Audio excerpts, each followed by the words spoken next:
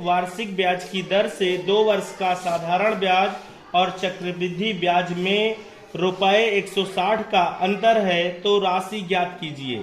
सबसे पहले तो यहाँ पर राशि जिसे हमें ज्ञात करना है वो मूलधन होगा, तो माना मूलधन बराबर पी, जो नहीं दिया उसको हम पी मान लेते हैं, हमारा मूलधन पी है, ठीक है। और हमें 5% वार्षिक ब्याज की दर से ब्याज देना है, तो आर बराबर 5% हो जाएगा। और जो समय दिया है वो 2 वर्ष दिया है, और जो ब्याज लिया जा रहा है वो वार्षिक ब्याज लिया जा रहा है, इसलिए दर में और समय में कोई परिवर्तन नहीं होगा।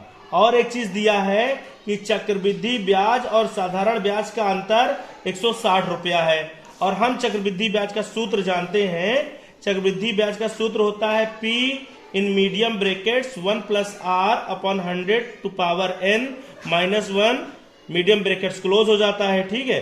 अब हम वैल्यू पुट कर देते हैं, P के सामने P रखते हैं क्योंकि P की वैल्यू नहीं दी गई है, R के सामने हमने 5 रखा हुआ है क्योंकि 5% दिया गया है, तो 1 प्लस 5 अपॉन 100, हमने 5 के टेबल से 100 को और 5 को काटा है, तो 100 को काटने में 20 टाइम्स गया है 5 के टेबल में।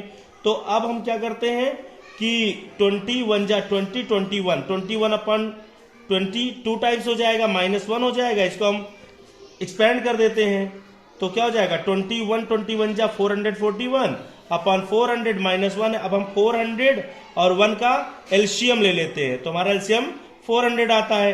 अब हम क्या करते हैं, डिनोमिनेटर से डिवाइड कर देते हैं, नीचे वाली संख्याओं से भाग करेंगे, जितनी बार जाएगा ऊपर वाली संख्याओं में उतने से गुणा कर देंगे।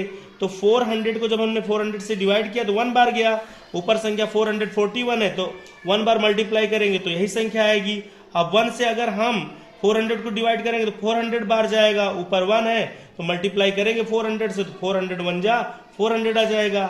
अब यहाँ पे देखिए हमने 441 से 400 घटा दिया है तो आपका 41 बच रहा है।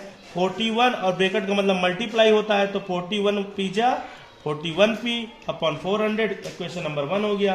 अब साधारण ब्याज का फार्मूला क्या होता है, PRT अपॉन 100, PRT अपॉन 100 होता है। P के सामने हमने P रख दिया, R के सामने 5% रख दिया, T फॉर टाइम होता है, और टाइम हमारा 2 years है, उसको भी रख दिया, अपॉन 100 है, अपॉन 100 कर दिया। हमने 2 के टेबल में 100 को काटा, तो 5 के टेबल से हमने 100 को काटा 20 बार गया, और 2 से काट दिया तो 10 टाइम्स गया। अब ये हो गया P अपॉन 10।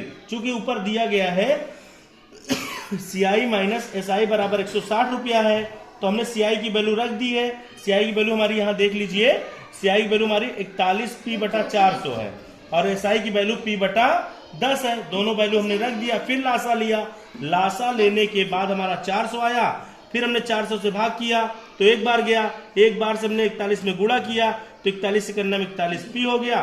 फिर हमने 10 से 400 में भाग किया, 40 बार गया, ऊपर 1 है 1p है, 1 को 40 से गुणा किया तो 40p हो गया। अब 41p ये है, 40p ये है, तो दोनों के बीच में माइनस का टर्म है, हम क्या करेंगे, बड़ी संख्या छोटी संख्या घटा देंगे, तो 41p में से 41p में से 40p चला गया तो बचा 1p, नीचे अपॉन 400 है ही है, तो p अपॉन 400 इक्वल टू 160 हो गया। चूंकि 400 किस में है, अपॉन में है, डिवाइड में है, और डिवाइड की वैल्यू जब ट्रांसपोज होती है एक तरफ से दूसरी तरफ जाती है तो मल्टीप्लाई में जाती है, तो हो गया 160 मल्टीप्लाई 400 यानी 400, तो 16 चौको 64, 64 हो गया, और 1 0 2 0 3 0 3 0 पीछे लगा दिए, तो P बराबर आपका आया 64,000 रुपए। यही आपका आंसर है, दैट इज योर आंसर।